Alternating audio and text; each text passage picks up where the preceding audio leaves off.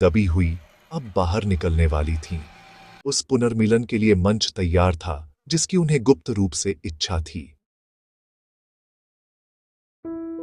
Resort में पुनर्मिलन वैसा ही था जैसा उन्होंने सोचा था और उससे भी बढ़कर। जब रोहन ने लॉन के पार आयशा को देखा तो ऐसा लगा जैसे समय बीता ही नहीं। वह और भी खूबसूरत और आत्मविश्वासी लग रही थी।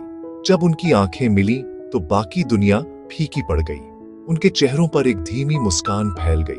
पहली बातचीत थोड़ी अजीब थी, जिसमें कैसे हो और तुम बहुत अच्छी लग रही हो भरी थी, लेकिन जल्द ही पुरानी सहजता लौट आई।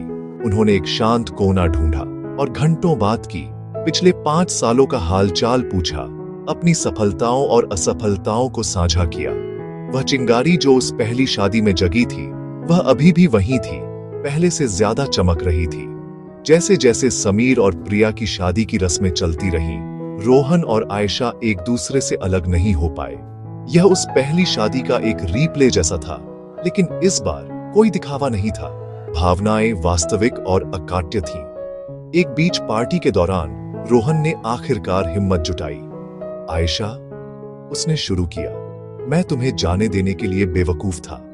पिछले 5 सालों में मैंने हर किसी की तुलना तुमसे की है और कोई भी कभी करीब नहीं आया।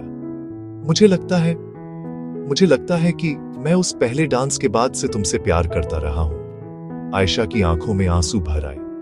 मैं तुम्हें याद करती थी रोहन, उसने फुसफुसाया। मुझे ये याद आता था।